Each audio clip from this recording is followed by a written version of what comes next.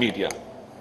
When it comes to awareness, as Minister for Information and Broadcasting, I believe that there cannot be a one-size-fits-all solution to cyber security awareness.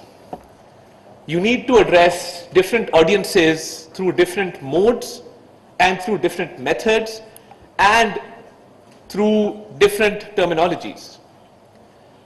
Cyberspace in Pakistan over the past few decades has seen an abrupt evolution. So as far as the media landscape is concerned, we had an evolution, a very processed and a very natural evolution from the traditional media to the electronic media. The traditional media, as we call it, the print media, evolved into electronic media through a complete process of evolution.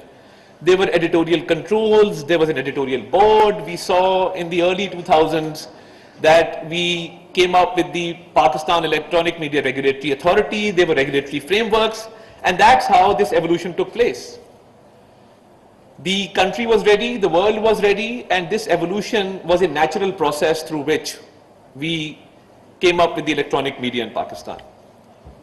Unfortunately, the second evolution that has taken place from the electronic media to the digital media was an unnatural evolution which nobody was ready for. It just hit us and we took it as we found it. Now, because this evolution was abrupt, we saw a lack of regulatory frameworks. We saw lack of awareness because of lack of understanding. Because it took us a lot of time to actually grasp the realities of the cyberspace, of cybersecurity, and what resulted was lack of cyber hygiene, lack of digital literacy, lack of responsible behavior, because in order to behave responsibly, you need to know what responsible behavior looks like. So as I see cybersecurity and the responsible use of social media, I think this is a very important initiative, and my gratitude, because you've given me an opportunity to speak. I believe that this is one of the biggest challenges of our age. At the World Economic Forum, and world leaders were asked that what are the biggest challenges of our time, they did not say nuclear warfare, they did not say climate change. Most of the world leaders said that the biggest challenge of our time is misinformation. And misinformation, simply as Chairman PTA just said, by one click, we don't realize the devastating consequences, the harmful effects that one click can cause. And I'll give you just a recent example. I was addressing the foreign media yesterday.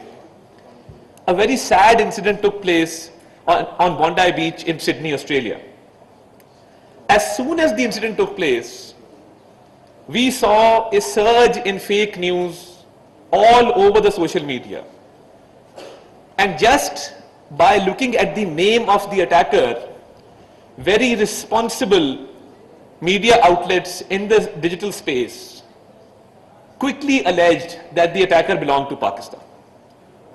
Now, a country which has suffered from terrorism, which is still a victim of terrorism, which continues to fight against the terrorists, it is extremely unfortunate that without any evidence, without any authentic information to substantiate their claim, they just put it out there that these attackers were Pakistanis.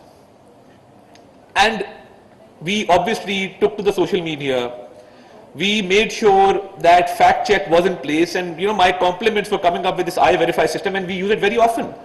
Whenever there is a news which needs to be fact checked, we contact the Dawn Media Group and we ask them to put this information through I-Verify so they can come up with a solution in order to counter any fake news. So my point is, this led to a snowball effect. We saw Al Jazeera, we saw NDTV, we saw ABC, we saw CBS, all saying that the attacker was from Pakistan. And when I asked the foreign media yesterday that did you have any documentation or any substantial proof to back your claim, the answer was no. Now, what devastating effects this particular claim had on Pakistan? So if I'm a Pakistani living anywhere in Australia or in Europe or in the United States, I'm at risk because you have linked an attacker living abroad with my country without any proof. And on a day, 16th December, when we commemorate the sacrifice of the martyrs of the APS Peshawar. Now this is such a dichotomy that on one hand, we are commemorating our children who laid down their lives for the country, combating these terrorists, and on the other hand, you have this fake news from so-called responsible media outlets the world over claiming that the attacker was Pakistan. And you saw how things turned out thereafter. The identity of the attacker, the passport of the attacker, the travel document that he traveled on, the statement by the Indian police, the press release issued by them, and there was a whole another chain of events after that. So the point I'm trying to make is that we need to have more literacy, we need to have more awareness, because there's a backlog.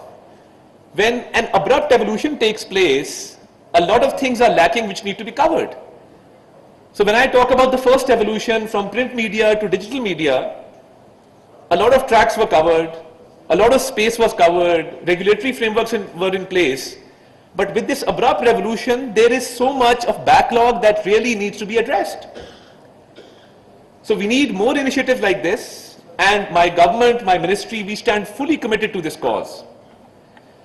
We've come up with Pakistan's first digital communication department, because when I took over as Minister for Information, we did not have any digital department. We've established Pakistan's first digital communication department. We have our own fact check at the Ministry of Information and Broadcasting. We have linkages with media outlets in order to stamp news as fake, but more needs to be done.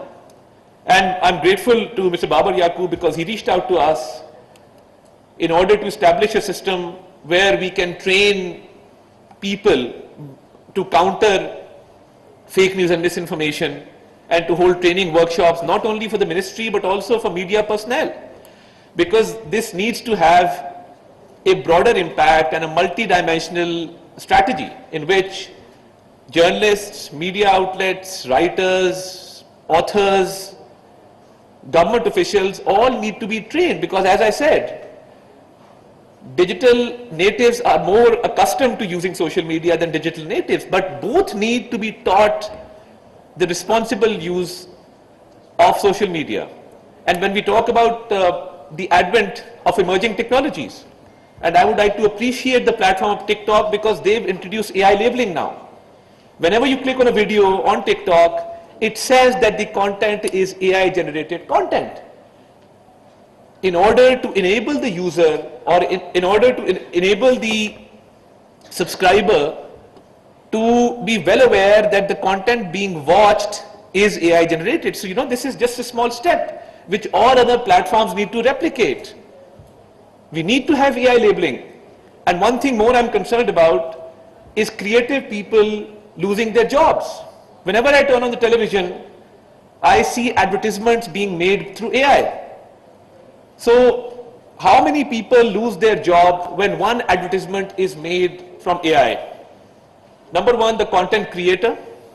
Number two, the director. Number three, the graphic designer. Number four, the actors themselves. So there's a whole series of professions who go out of jobs when content is created through emerging technology. So we need to have a balance. And as far as awareness is concerned, as I said, there has to be, there can't be a one-size-fits-all policy.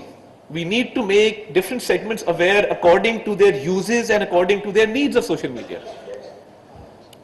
And every platform has its own uses.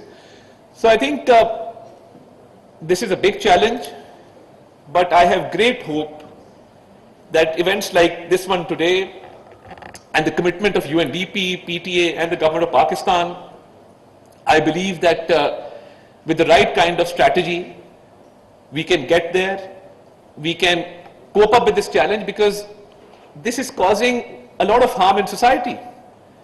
It is breeding intolerance.